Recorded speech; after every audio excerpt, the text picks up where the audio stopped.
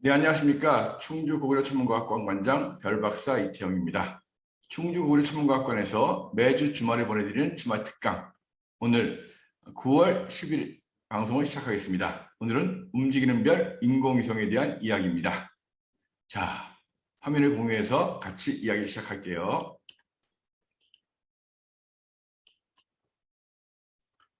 네, 인공위성. 자, 하늘을 보겠습니다.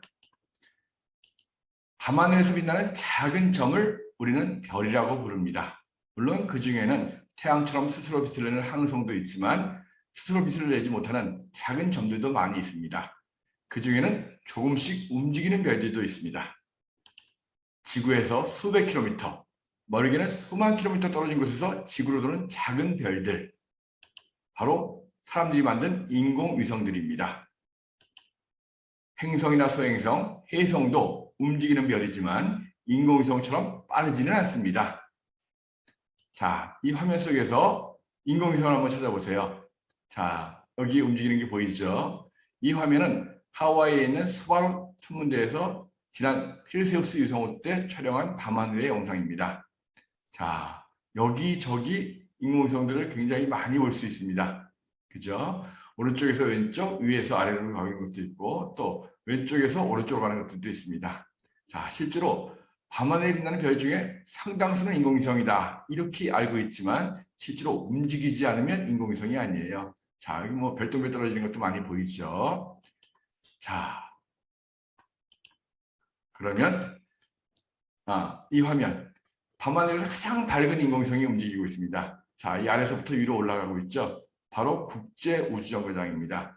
지금 하늘을 돌고 있는 많은 인공위성 중에서 가장 큰 것이 바로 이 국제우주정거장이기 때문에 가장 밝게 보입니다. 밝기가 무려 마이너스 4등급 정도. 거의 금성 정도로 밝게 보이는 거예요. 1등성이라고 하는 가장 밝은 별보다도 한 100배 정도 밝게 보입니다. 자, 국제우주정거장은 1998년 11월 22일 날 최초로 발사됐죠. 무려 지금까지 22년 10개월 동안 하늘을 돌고 있습니다. 전체 무게가 420톤, 길이가 73m, 폭이 109m, 거의 뭐 큰 운동장 정도 되는 크기죠. 지상에서부터 420km를 자 93분에 한 바퀴씩 하루에 한 15.5회 정도 돌고 있습니다. 공전하는 속도는 초속 7.66km 정도. 자, 굉장히 빠르게 돌고 있습니다. 자, 국제우주정거장이죠. 자, 이렇게 궤도가 51.6도, 그러니까 북이 51.6도부터 남이 51.6도까지를 이렇게 움직이고 있습니다. 이렇게 보면 이렇게 움직이는 것이고 쌓인 곡선처럼 보이죠. 자, 최초의 인공위성은 스푸트니크 1호라는 거죠. 1957년 10월 4일 구소련에서 발사한 스푸트니크 1호가 최초의 인공위성입니다.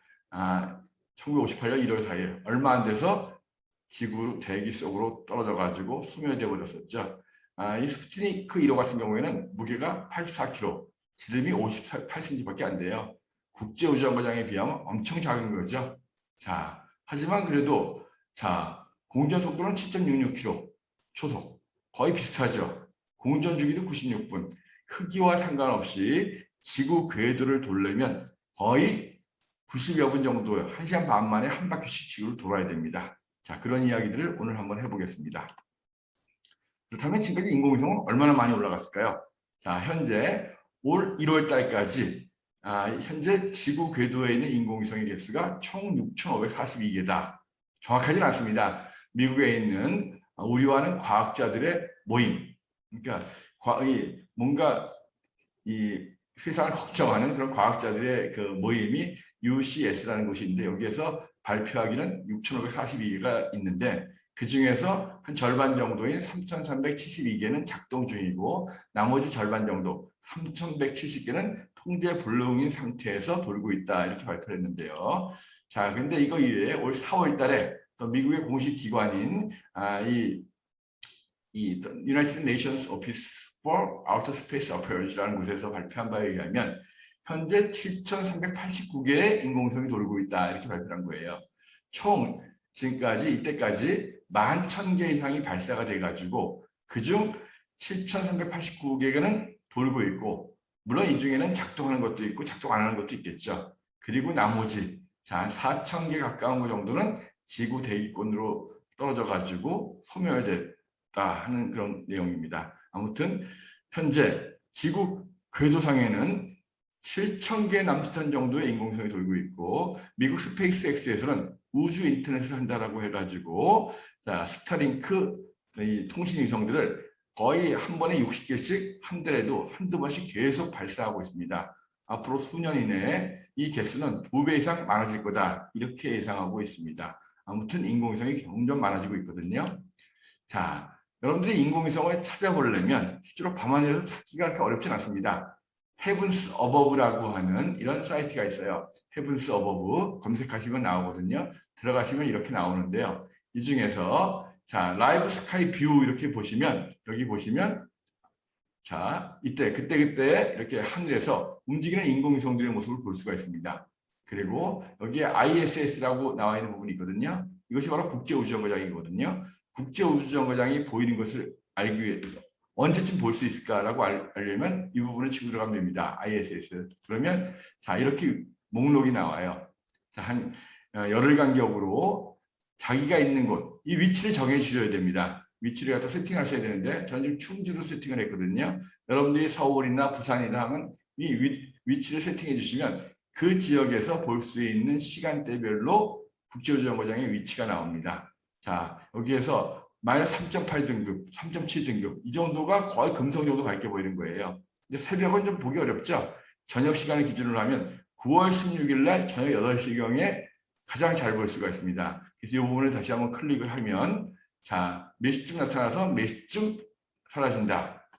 그래서 이렇게 지도까지 나와요. 그래서 거의 8시경에 나타나가지고 8시 한 6분까지 한 6분 정도 가까이를 갔다가 거의 머리 위까지 움직이는 이 궤적으로 나타날 수 있습니다. 이 시간대에 하늘을 보면 아까 사진에서 봤던 것처럼 굉장히 밝은 금성만큼 밝은 국제우주정거장이 하늘에서 자 서서히 남서쪽부터 나타나가지고 천정을 지나서 북동쪽으로 움직이는 걸 볼 수가 있습니다. 자 인공위성도 결국은 태양빛을 받아가지고 반사시키는 거기 때문에 햇빛에 반사되면서 쫙 보이는 거예요. 위치에 따라서 또 각도에 따라서 밝게 보일 수도 있고 어둡게 보일 수도 있고 고도가 높을 수도 있고 낮을 수도 있습니다. 자, 인공위성 보시고 싶으신 분들, 특히 국제우주정거장 보시고 싶으신 분들은 Heavens Above라는 사이트를 이용하시면 되겠습니다.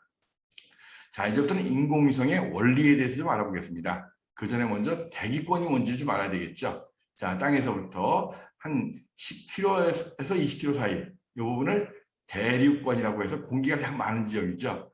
여객기가 날아다니고 보통 뭐 에베레스트 산이 8,800m 정도 되잖아요. 다 대륙권입니다. 대륙권 위로 20에서부터 50km 사이를 갖다가 성층권이라고 하는데 오존층이 있고 무인 열기구가 올라갈 수 있는 그런 한계 위치예요. 그 위로 50에서 80km가 중간권이라고 있고 그리고 80km 이상이 열권 뭐 이런 식으로 나눠지는데 보통 이 우주의 경계선이다라고 하는 부분을 한 80에서 100km 정도 그래서 기본적으로 열권을 우주의 경계선이라고 보고 있습니다. 근데 열권이 한 1000km까지 이어지는데 열권을 지나더라도 그 위에 또 외기권이라는 것도 있어요. 그래서 자, 한 10,000km까지는 희박하게나마 공기가 있기 때문에 공기가 희박하게나마 있는 것들을 대기권이라고 하는데 자, 인공위성이 있는 곳은 기본적으로 자, 이 열권서부터 외기권 그 위로 우주공간까지 다양하게 있습니다. 자, 그래서 기본적으로 이제 인공위성이 지구를 도는 거잖아요. 그래서 이렇게 궤도 비행을 하기 위해서는 최소한 200-300km 이상은 올라가야 돼요. 자, 우리가 로켓을 쐈을 때 힘이 약하면 가다 뚝 떨어질 거 아니에요. 점점 빠르게 쐈을 때 멀리 가다가 자, 궤도 비행을 할 수 있는 그런 정도가 되려면 고도는 한 200-300km가 돼야 되고 궤도 비행을 하지 않고 그냥 한 100km 정도 올라갔다 내려오는 것을 준궤도 비행이다 이렇게 이야기합니다. 지난 7월 달에 미국의 그 아마존의 CEO였던 제프 베이조스 그 다음에 버진 그룹의 리처드 브랜슨 회장이 우주여행했다 이런 얘기 나오죠. 그때는 궤도 비행을 한 것이 아니라 이렇게 한 100km 정도까지 올라갔다 오는 준궤도 비행을 했던 거고 자, 이 다음 주에 미국 스페이스X에서 크루 드래곤이라고 하는 우주선을 이용해 가지고 한 4일, 3박 4일 정도 지구 궤도를 도는 민간 우주 여행을 시작한다고 합니다. 그때는 궤도 비행을 하는 거거든요. 그래서 이거는 중궤도 비행은 잠깐 뭐 1시간도 안 되는 시간 동안에 올라가서 내려오는 거지만 궤도 비행은 계속 몇 바퀴씩 하루에도 10바퀴 이상 돌아야 되기 때문에 굉장히 오랫동안 올라가서 내려오는 거거든요. 그래서 인공위성은 최소한 200~300km 이상 올라간 위치에서 지구 궤도를 도는 그런 비행을 한다 하는 부분이고요. 그래서 인공위성을 올리기 위해서는 항공기 가지고는 안 되죠. 항공기는 기본적으로 대기 중에 있는 산소를 이용해서 연료를 채우기 때문에 실제로 열권이라든가 외기권 그 우주 바깥에는 산소가 별로 없기 때문에 기본적으로 로켓을 이용해서, 로켓은 대기 중에 있는 산소를 이용하지 않고 자체 연료와 산소통을 같이 가져가서 쏘는 거죠. 그래서 더 높이, 더 무거운 걸 올리려면 더 큰 연료통과 더 많은 이 액체 산소를 갖다가 넣어야 되기 때문에 그만큼 중량이 훨씬 더 커지는 거죠. 자, 제트기 같은 경우야 대기 중에 있는 산소를 이용하기 때문에 그렇게 이 크게 연료통이라든가 이런 것이 크지 않아도 되는 건데요. 아무튼 로켓을 이용해서 인공위성을 올릴 수 있다 하는 부분이고요. 자, 이제 그러면 로켓이 인공위성을 궤도에 올리려면 얼마나 빠른 속도로 날아가야 되느냐. 자, 다시 한번 이 그림을 보겠습니다. 자, 우리가 공을 던졌을 때 가다가 뚝 떨어지죠. 더 세게 던지면 좀 더 멀리 날아가겠죠.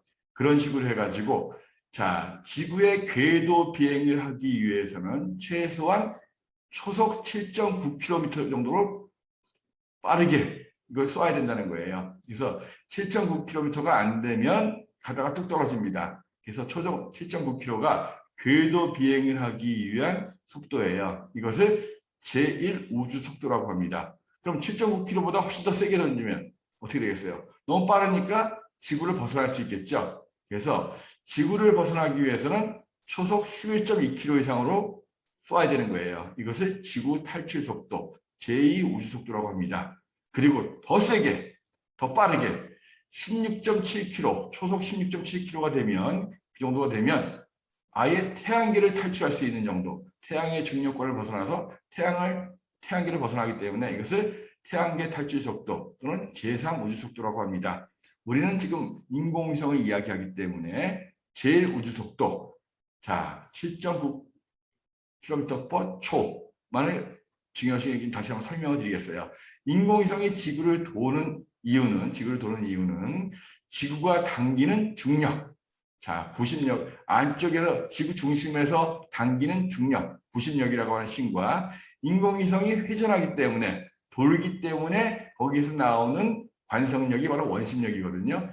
중력과 원심력이 같기 때문에 궤도 운동을 하게 되는 거거든요. 자, 그럼 다시 보면 이렇게 안으로 당기는 중력과 바깥으로 벗어나려고 하는 가상의 힘, 원심력이 일치되기 때문에 인공위성이 돌고 있는 거예요. 자, 그래서 이걸 조금 이제 어려운 공식을 조금 쓰겠는데 한 중고등학교 정도의 이 과학 이과생들이면 좀 이해할 수가 있는데 좀 어려우신 분들은 이 부분은 통과하셔도 되겠습니다. 자, 원심력과 중력이 같아야 되기 때문에 우리가 중력은 R 제곱분의 GMM. 그래서 R은 자, 이 거리고요. 그 다음에 M은 지구의 중력, 또 자그마한 M은 인공위성의 중력, G는 중력 상수라고 하는 거거든요. 이 중력과 그다음에 이 인공위성이 도는 힘, 자 R분의 mv 제곱, 속도가 빠를수록 더 세겠죠.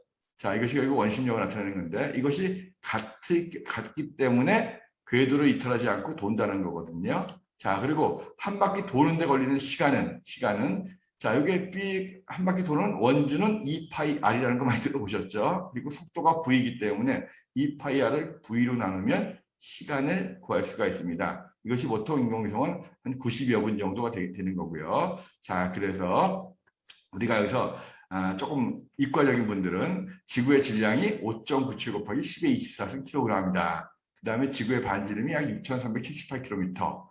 그 다음에 여기 중력 상수라고 하는 G가 이렇게 6.67 곱하기 10의 11승 주어졌을 때 결국은 여기에서 우리가 속도를 구할 수가 있는 거거든요. 이거 하면은 자 이렇게 되죠. m 지워지고 R 지워지고 하나만 남죠. B는 루트를 딱 씌워버리면 이렇게 R분의 GM 루트가 되는 거거든요. 그래서 이 R을 지구의 반지름이다라고 생각하면 자 여기다가 이 숫자 다 넣어서 계산을 하면 7.9가 나옵니다. 그래서 지구 표면을 해서 지구 탈취 속도가 7.9km가 되는 거예요. 초속. 그러니까 점점 인공위성이 점점 높이 가면 갈수록 R이 커지면 커질수록 분모가 커지니까 속도가 좀 줄어들겠죠. 아까 국제우주정거장 같은 경우에 R이 지상에서부터 420km. 그러니까 전체적인 것은 요거 RE 플러스 420km죠. 자, 제가 이건 좀 잘못 썼네요. RE 플러스 420km예요. 그러니까 결국 어떻게 됐어요? 커지니까 7.9가 작아지겠죠. 그래서 국제우주정거장 같은 경우에는 대략 속도가 초속 7.65km 정도가 된다. 좀 더 올라가면 올라갈수록 궤도가 높아지면 높아질수록 조금씩 이 속도가 도는 속도가 좀 줄어들겠죠. 그렇게 하는 거예요. 자, 근데 이 계산하는 부분들은 이 이과생들 아닌 분들은 조금 통과하는 게 좋을 것 같습니다. 또 머리 아파지니까 혹시 궁금하신 분들이 있을까봐 제가 공식을 간단하게 설명해 놨습니다. 자, 그래서 인공위성들은 여러 가지 종류가 있는데 최소한 자 지구 궤도를 돌려면 한 200km에서 300km 이상은 높이 가야 된다고 말씀드렸고 1000km 이내에서 도는 것들을 저궤도 위성이라고 한다. 그 중에서 이제 이렇게 남북으로 도는 것들을 극궤도 위성이다라고 이야기하고 그 사이에 뭐 이제 중간에 1000km가 넘는 것 중에서 한 36,000까지를 중궤도, 36,000km 정도 적도 위로 한 36,000km 올라가면 점점 멀어질수록 어떻게 되겠어요? 느려지겠죠, 속도가. 느려지면서 지구의 자전 속도와 똑같아지는 곳이 바로 적도 위에 있습니다. 그것을 지구 정지 궤도라고 이야기하는 거예요. 자, 그래서 지구를 중심으로 보면 이것이 이제 지구 중심으로 지구 표면에서부터의 거리입니다. 자, 10,000km, 20,000km, 30,000km, 36,000km 정도. 그리고 왼쪽은 지구 중심에서부터의 키로예요. 그러니까 6,300km 정도 더 더하는 거죠, 이쪽으로는. 그리고 점점 멀어질수록 어떻게 돼요? 속도가 궤도에 도는 속도가 이건 시속으로 나타낸 거예요. 점점 줄어들겠죠. 줄어들고 그래서 한 바퀴 도는데 걸리는 시간이 점점 바깥으로 갈수록 느려지겠죠. 그래서 지구 정지 궤도가 됐을 때 24시간이 되는 거죠. 그래서 요 궤도가 지구 정지 궤도 위성이고요. 그럼 우리 천리안 같은 위성들 항상 이 적도 위에 떠 있는 그런 위성들은 지구와 똑같이 24시간에 한 바퀴 도는 위성들이고요. 그 다음에 우리가 많이 쓰는 GPS 같은 거, GPS 위성들은 한 2만 킬로 정도 떠 있기 때문에 이건 중궤도 위성이라고 하고요. 허블 우주 망원경을 비롯해서 국제우주정거장, 이런 것들 대부분의 인공위성들은 1000km 아래에 있는 저궤도 위성들입니다. 자, 다시 한번 이렇게 보면 여기에 파란 하늘색 부분이 저궤도, 노란색 부분이 중궤도, 맨 바깥에가 지구 정지궤도예요. 여기 녹색으로 되어 있는 선들이 바로 GPS 위성들이 있는 곳이고요. 여기 검은 선 있는 부분이 국제우주정거장이 이렇게 돌고 있는 부분입니다. 대부분 지구를 놓고 봤을 때 지구에서 표면에서 1000km 이내인 저궤도를 도는 위성들이 가장 많습니다. 대부분 거기에 있는 거예요.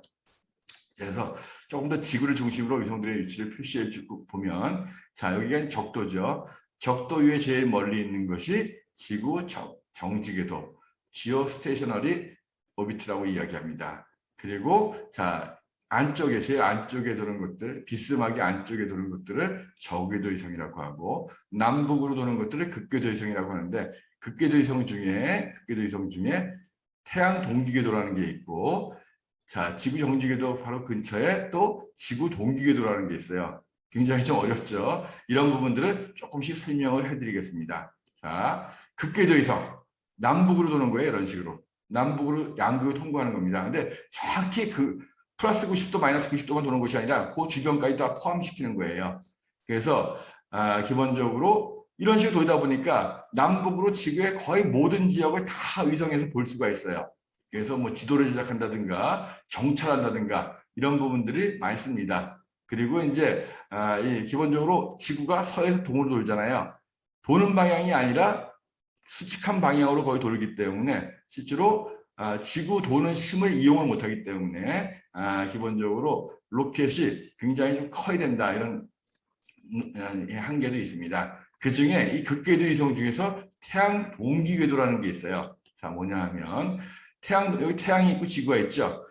자, 항상 이 위성이 남북을 통과하는데 극에서 약간 떨어져서 통과합니다. 하는데 태양을 놓고 봤을 때 항상 비슷한 시간대에 지상을 관측하는 거예요.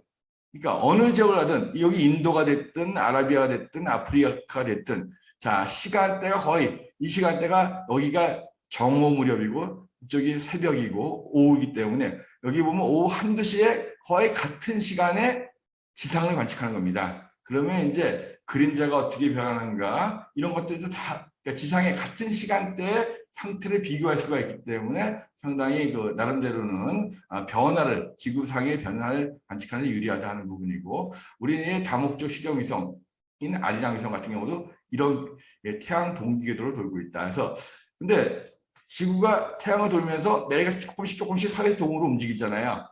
서해동으로 움직이기 때문에 자 조금씩 움직이기 때문에 항상 같은 쪽으로 태양의 위치를 보려면 이 태양 동기궤도 위성은 정확히 남북을 도는 것이 아니라 조금씩은 어떻게 돼야 돼요? 조금씩 서해동이니까 조금씩은 같이 움직여줘야 돼요. 그래서 이 서쪽으로 조금씩 움직여줘야지만이 태양의 위치에 맞출 수가 있거든요. 그래서 궤도 경사각이 우리가 볼 때는 북극에서부터는 약간 서쪽으로 움직여야 된다. 그래서 조금씩 지구가 도는 거에 맞춰가지고 이 태양의 위치가 항상 고정되게끔 하는 거거든요. 그래서 이 태양 동기 궤도는 극궤도 위성 중에서 약간 자전 방향에 대해서 역행하는 서쪽으로 좀 치우쳐 있는 그런 궤도 경사를 갖고 태양의 위치가 지상을 통과할 때 항상 같은 시간에 지상을 볼 수 있게끔 하는 그런 궤도를 태양 동기 궤도라고 합니다. 자, 그래서 좀 더 사진 보면 자, 처음에 한 바퀴 딱 돌 때는 자, 태양 기준으로 예를 들어서 자정에 있었단 말이에요. 정오에 있었단 말이에요.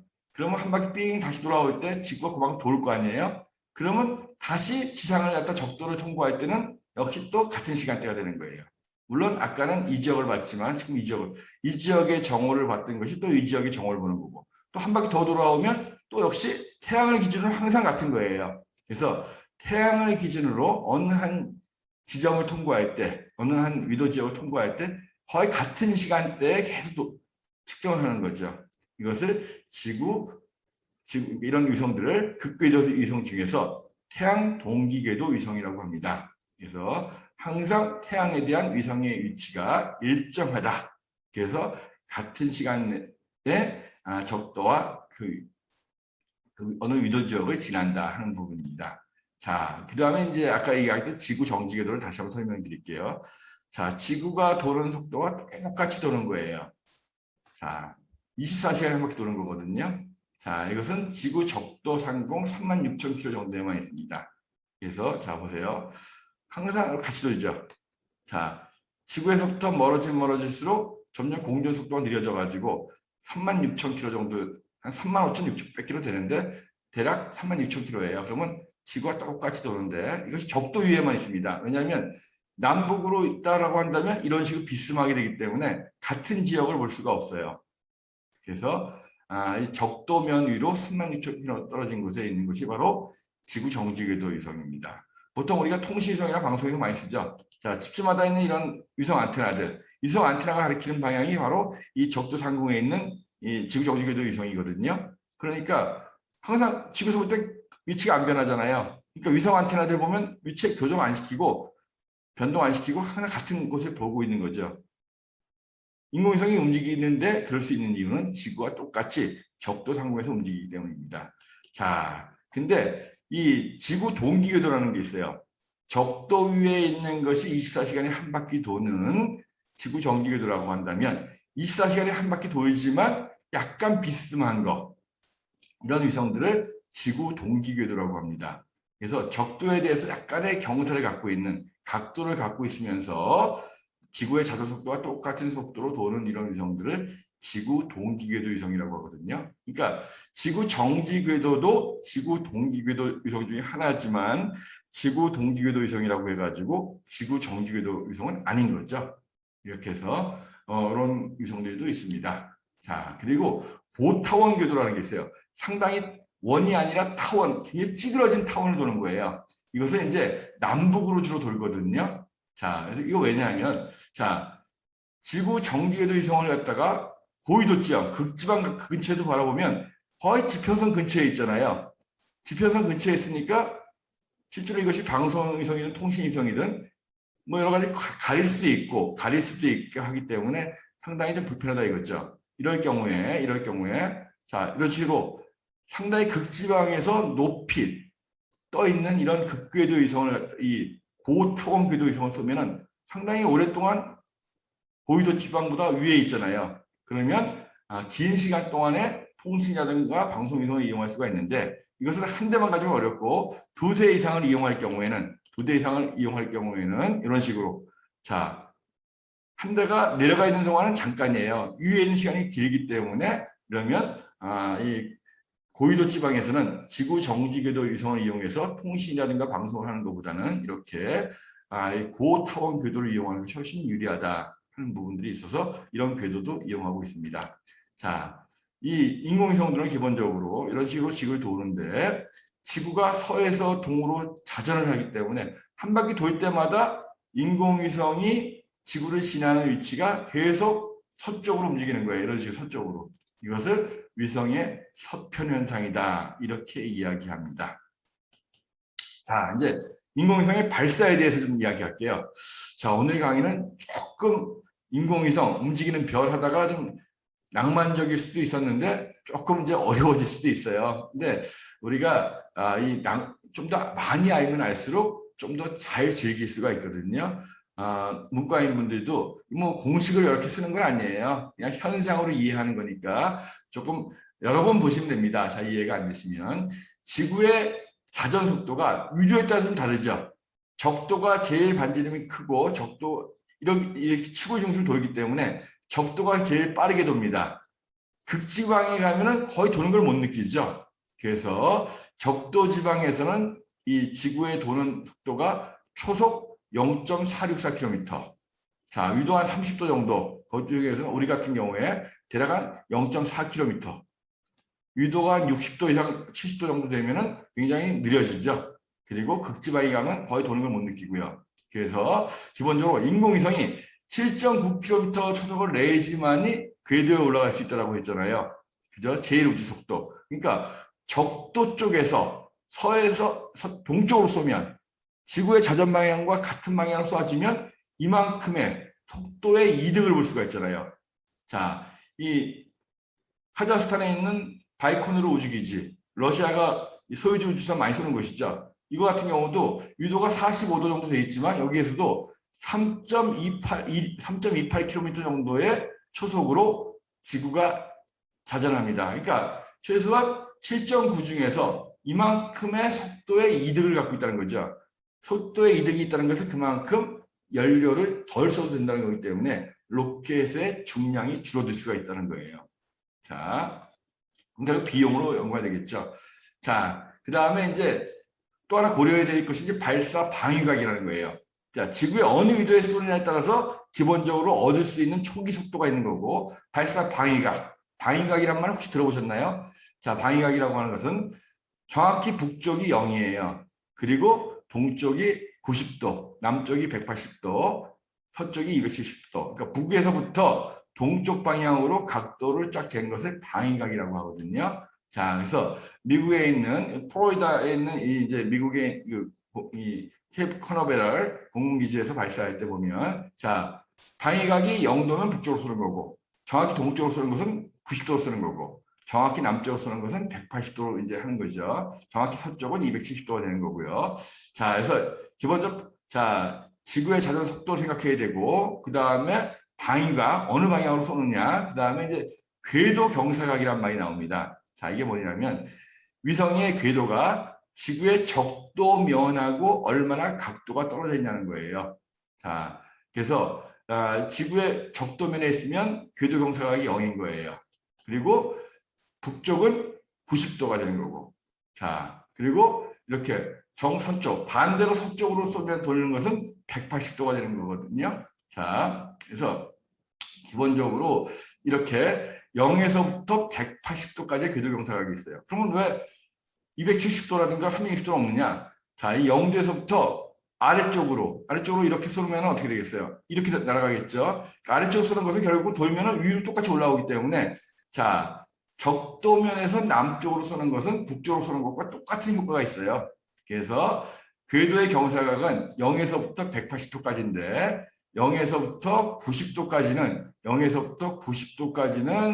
0에서부터 궤도 경사 0에서 90도까지는 기본적으로 지구와 똑같은 방향을 순행합니다. 자, 그리고 여기서부터 방위각이 여기서부터 여기까지는 위와 똑같다라고 얘기했죠. 그래서 방위각이 0에서부터 90도, 180도까지는 다 궤도의 경사각이 0에서 90도예요. 순행 방향입니다. 그리고 왼쪽으로 지구의 자전 방향과 반대인 180도에서부터 360도 사이로 이쪽으로 쏘면은 궤도 경사각이 결국은 어떻게 돼요? 역행이기 때문에 90도를 넘어갑니다. 그래서 90도를 넘어가서 180도까지 여기가 역행하는 거예요. 그래서 자, 남북을 기준으로 했을 때 동쪽으로 쏘면 궤도 경사각이 0에서 90이 되는 거고 서쪽으로 쏘면 90에서부터 180도가 됩니다. 궤도 경사각은 기본적으로 180도가 넘어갈 수는 없어요. 자, 방위각과는 다른 거예요. 자, 몇 번 보시면 이해가 되실 겁니다. 그래서 이렇게 이제 이 궤도를 도는 이 궤도 경사각이 있는데 보통 인기 경사각이라고 해서 63.4도보다 커지면 거의 극궤도가 되면서 극궤도 중심으로 이렇게 도는 거예요. 그래서 보통은 이 궤도 경사각이 거의 60도 정도 안에 있습니다. 나머지는 극궤도, 90도 전후가 되는 극궤도 위성들이 있거든요. 우주정거장 같은 경우에는 궤도 경사각이 51.6도예요. 그 얘기 뭐냐 하면 적도에서부터 51.6도까지 오르락 내리락 한다는 거죠. 그래서 51.6도. 자, 여기 어디냐면 러시아 쪽, 그 다음에 몽골보다 조금 위쪽이에요. 제가 이 몽골에 가보면 상당히 여름철에 가보면 이 ISS 굉장히 자주 봅니다. 왜냐하면 이 ISS가 북쪽으로 올라올 수 있는 최고 높은 위도가 이 몽골 근처이기 때문에 굉장히 머리 위에서 움직이는 걸 굉장히 아주 선명하게 자주 볼 수가 있어요. 혹시 여름에 몽골 쪽으로 여행 가실 분들 밤에 국제우주정거장 금성만큼 밝은 이 인공위성이 지나가는 걸 자주 볼 수 있으니까 한번 구경해 보시기 바랍니다. 자, 그리고 허브ル 주망원경. 허브ル 주망원경은 궤도 경사각이 28.5도예요. 그러니까 북쪽으로 28.5도까지만 내려오고 남쪽으로 28.5도까지만 내려온다는 거예요. 우리나라에서는 허브ル 주망원경 저 밑에 있기 때문에 잘 안 보여요, 사실은. 몽골이라는 데 가면 거의 안 보입니다. 자, 그래서 이렇게 궤도 경사각이라는 것은 기본적으로 적도면에서부터 위성이 얼마나 오르락내리락 할 수 있느냐, 그 각도를 이야기하는 거거든요. 그래서 궤도 경사각은 발사할 때 이미 결정되는 거예요. 그래서 어느 정도 궤도 경사각으로 발사하냐가 결정되면 옮기기가 굉장히 힘듭니다. 그래서 두 위성이 도킹하기 위해서는 궤도 경사각이 맞아야 돼요. 이 그림 보면 자, 국제우주정거장 같은 경우는 51.6도예요. 그런데 허브ル 주망원경이라든가 과거에 우주 이 왕복선 같은 거 28도로 많이 씁니다. 그 이유는 좀 이따 나와요. 그렇게 되면 궤도 경사각이 안 맞잖아요. 그러면 여기서부터 이 궤도를 바꿔야 되기 때문에 그러면 다시 우주선이라든가 위성이 연료를 갖다가 쏴가지고 그런 시스템이 있어야 돼요. 그렇지 않으면 같이 도킹이라든가 못해요. 그래서 자, 이번에 이제 발사 위치에 따라서 자, 적도에서는 기본적으로 모든 방향의 발사가 다 가능해요. 하지만 북극이나 남극에 가면 어느 방향을 쏘든지 간에 남쪽이 되겠죠. 그러니까 방위각이 남쪽은 180도잖아요. 그러니까 남북으로 도는 경사각 90도의 극궤도 위성밖에 못 쏴요. 북극에서는. 중위도 지방에서는 이 정도 케이프 캐나베럴 같은데 중위도 지역 같은 경우에서는 기본적으로 동쪽으로 쏘면 그 위도가 위성이 경사각이 된다 그랬죠. 궤도 경사각. 그러니까 기본적으로 이 중위도 지방에서는 그 위도가 최소 궤도 경사각이 되거든요. 그 이유는 좀 이따 제가 그림을 설명해 드릴게요. 자, 그래서 예를 들어서 케이프 캐나버럴 여기 위도가 28도인데 여기에서 궤도 경사각이 28도보다 낮은 0도 쪽으로 가는 위성을 쏘겠다라고 한다면 굉장히 많은 추가 연료하고 추진 시스템이 필요해요. 궤도를 바꿔줘야 되기 때문에. 자, 그건 좀 여기서 이제 설명해 드릴게요. 자, 이거 보세요. 자, 이 그림을 보시면 충분히 이해하실 수가 있습니다. 자, 여기서 보면 우리가 여기서 이제 동쪽으로 로켓을 발사한다, 위성을 발사하는 거예요. 그러면 자, 동쪽으로 평행하게 발사를 합니다. 그럼 보통 생각하기에 그러면 이런 식으로 예를 들어서 28도면 28도에는 이걸 돈다라고 생각하잖아요. 근데 그것이 아니라 인공위성이 도는 중심은 지구의 중심에 있습니다. 자, 지구 적도 안에 있는 이 중심에 있거든요. 그래서 지구 중심을 기준으로 해서 그 위도에서 평행하게 움직이는 이 접선이 되는 원은 이런 원이에요. 이런 원. 자, 이런 식의 원인 거죠. 그래서 자기 위도가 바로 뭐냐 하면 그 위성 궤도에서 올 수 있는 가장 북쪽 지점이 되는 거죠. 그죠? 그래서 이 지점이 바로 결국은 평행한 것이 이 하늘색 원이 아니라 이 빨간색 원, 그러니까 지구 중심을 도는 원이기 때문에 어느 위도에서 발사했을 경우에는 이런 식으로 도는 것이 아니라 이렇게 가장 높은 곳에 북회기선이 바로 발사장의 위치가 위성 궤도의 북회기선이 되는 거예요. 만약 여기서 약간 그러니까 이렇게 여기 봐 허브리즘 안경 같은 경우에도 여기서 쏘면 이런 식으로 북회기선이 바로 여기서 미국에서 자 케이프 캐나버럴에서 수평으로 쏘면 동쪽으로 쏘면 여기가 최고 북회기선이 되는 거예요. 내려갔다 올라갔다 합니다. 만약에 여기서 조금만 위로 쏘면 어떻게 되겠어요? 위로 쏘면 이 궤도가 이런 식으로 위로 올라갑니다.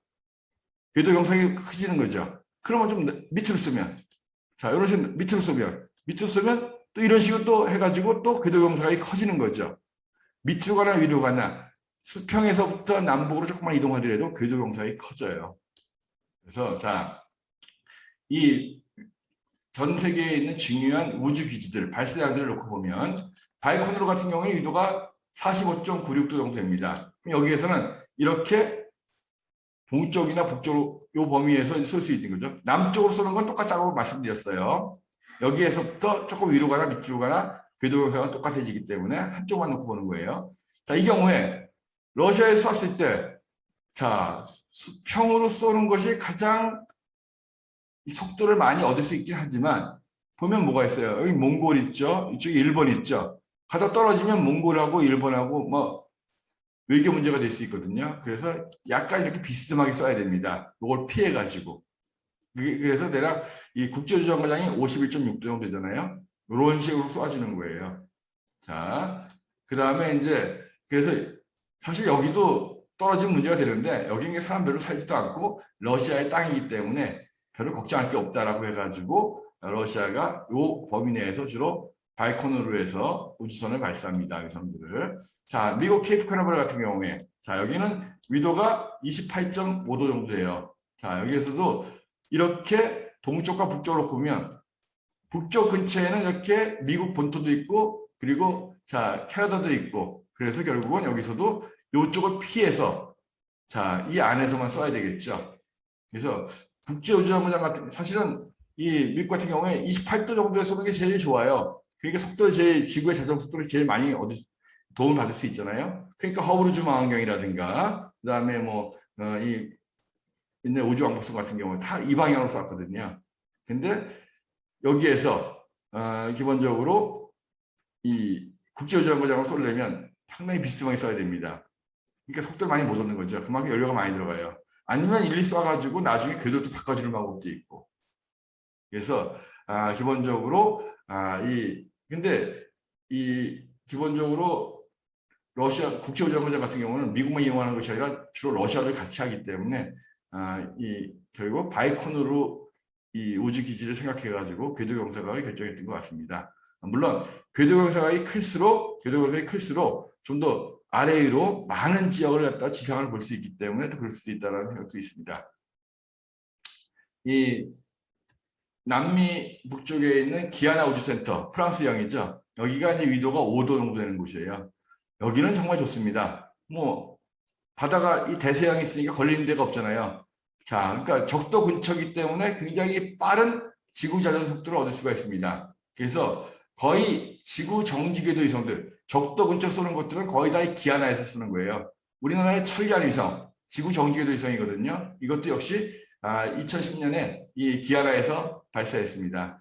기아나에서 발사할 때는 주로 적도 근처로 날아가는 우주선들은 대부분 다 기아나에서 발사해요. 프로에서 발사할 경우에는 연료가 좀 많이 들거든요. 연료가 많이 든다는 것은 돈이 그만큼 많이 든다는 얘기고. 그죠? 자, 그럼 우리나라에는 나로도 우주센터. 여기는 어떨까요? 자, 여기를 보면, 이거 좀 더 확대해서 보면, 여기서 보면, 그러니까 방위각이, 자, 동쪽 있고 남쪽 있고 한데, 주변에 많죠. 동쪽에 일본 있죠. 북쪽에 북한서부터 러시아 있죠. 서쪽에 중국 있죠. 그래서 여기 확대해 보면, 일본의 왼쪽으로 섬들이 굉장히 많아요. 그래서 결국은 여기에서 실제로 이렇게 영도서부터 발사 방위각을 이렇게 동쪽 정동부터 정남, 밑이나 위나 똑같다고 말씀드렸어요. 그래서 방위각으로 치면 90도에서부터 180도 사이 중에서 실제로 쓸 수 있는 부분이 이 부분밖에 없어요. 165도에서부터 180도 사이, 요 사이로만 쏠 수가 있습니다. 일본에 걸리지 않게 하기 위해서. 그래서 정말 우리나라도 우주센터, 우리나라에 하나밖에 없는 우주센터긴 하지만 로켓을 쏠 수 있는 범위가 이것밖에 안 돼요. 그러니까 결국 뭐예요? 발사 방위각이 이것밖에 안 되니까 실제로 위성의 궤도 경사각은 거의 극궤도 위성밖에 안 되는 거예요. 남북으로 도는 극궤도 위성 또는 태양 동기궤도 위성들, 극궤도 위성 중에서 태양 동기궤도 위성들 이런 것들만을 발사할 수 있습니다. 상당히 좀 한계가 있는 우주센터예요. 만약 우리가 이제 마라도에다 지었다고 한다면 마라도가 좀 더 남쪽에 있잖아요. 그래서 마라도 같은 경우에는 좀 더 남쪽에 있다 보니까 이 발사 방위각의 범위가 30도까지 좀 늘어나요. 근데 뭐 여러 가지 이유 때문에 결국은 고흥이 결정이 됐던 거고, 일본의 이제 다네가시마에 있는 우주센터, 저도 한번 가봤는데 여기는 일본 남쪽에 있는 부분이다 보니까 뭐 걸리는 데가 없잖아요. 태평양이다 보니까. 그래서 다네가시마 우주센터에서는 기본적으로 발사 방위각을 90도에서부터 180도 사이로 쓸 수가 있다. 하지만 위도가 30도이기 때문에 자, 궤도 경사각이 30.4도가 맥시멈이에요. 미니멈이죠. 그다음에 이거보다 낮은 궤도를 쏘려면 연료가 많이 들어가는 거죠. 그래서 여기서는 약간 위로 쏘면 30.4도보다 커지는 거고, 약간 밑으로 쏴도 3.4도보다 커지는 거고, 그죠? 그래서 다네가시마 같은 경우에는 이 남쪽에 있기 때문에 이런 식으로 이 발사 방위각은 충분하게 확보할 수 있지만 궤도 경사각은 30.4도부터 90도까지 할 수 있다는 거고. 요즘 우리나라가 이제 스타트업 기업들 같은 경우에도 인공위성 쏘고 싶은데 로켓을 쏘고 싶은데 발사장이 없다 막 헤매고 한다는 뉴스 많이 나와요. 그래서 앞으로 우리나라도 나로도만 가지고는 힘들다 이거죠. 극기도 위성밖에 안 되기 때문에. 그래서 방법이 이렇게 해상 발사를 할 수 있다. 발사대를 죄송합니다. 발사대를 배를 가지고 이렇게 움직이는 거예요. 그래서 해상 발사한다면 위치를 뭐 공해상에서 할 수 있으니까. 그러면 좀 더 자유롭지 않느냐. 그 다음에 공중 발사. 이거는 이제 지난 7월 달에 미국 이 리처드 브랜슨 회장이 버진 갤럭시라는 회사에서 오지기업에서 했던 이 비행기를 가지고 10km 이상 올라가서 거기에서 로켓을 발사하는 거예요. 버진이라고 써 있는 이 부분이 바로 이 버진 스페이스십 유니트라고 하는 거거든요. 이렇게 공중 발사하는 방법이 있고, 그다음에 또 하나 방법은 아예 적도 근처에 있는 그리고 동쪽이 트여 있는 곳들, 그러니까 인도네시아에 있는 이런 섬들 같은 경우에 이런 데를 우리가 구한다면 여기를 인도에서 쓴다, 발사를 건설한다고 하면 상당히 효율적으로 쓰지 않겠는가. 그래서 여러 가지 해외 발사장부터 공중 발사, 해상 발사가 이제 이야기되고 있는 부분도 있다는 부분입니다. 아무튼 오늘은 인공위성의 궤도라든가 발사 이런 것들 이야기했고요. 오늘 밤 금성과 달이 굉장히 예쁘게 보였습니다. 어제도 그랬고요. 지금 달이 조금씩 커지고 있죠. 현재 초승달입니다. 이 달이 커지면 둥그러지면 추석이 오는 거겠죠. 다음 주에는 추석 한가위 보름달에 대한 이야기를 해드리겠습니다. 자, 여러분들 오늘 조금 어려웠죠? 자, 기본적으로 밤하늘에서 움직이는 작은 별, 인공위성에 대한 이야기를 해드렸는데 이 인공위성을 조금 더 자세히 알려고 하니까 뭐 이 궤도가 나오고 거기다가 또 상당히 많은 또 이 원심력, 뭐 중력 이런 말도 나오고 그죠? 그다음에 발사작의 위치에 따라서 또 지구 자전 속도에 따라서 굉장히 어려운 말들이 많이 나왔습니다. 어려운 것들은 뭐 빼하셔도 되고요. 기본적으로 오늘 강의 주제는 밤하늘에서 보이는 별들 중에 상당 부분은 인공위성이다. 이런 말들은 잘못됐고 인공위성이라고 하는 것은 움직이는 별처럼 보인다 하는 그런 말씀을 드리고 싶었던 겁니다. 자, 오늘 충주고려 천문과학관에서 보내드리는 주말특강 움직이는 별 인공위성 이상으로 마치겠습니다. 다음 주에 다시 뵙겠습니다. 감사합니다.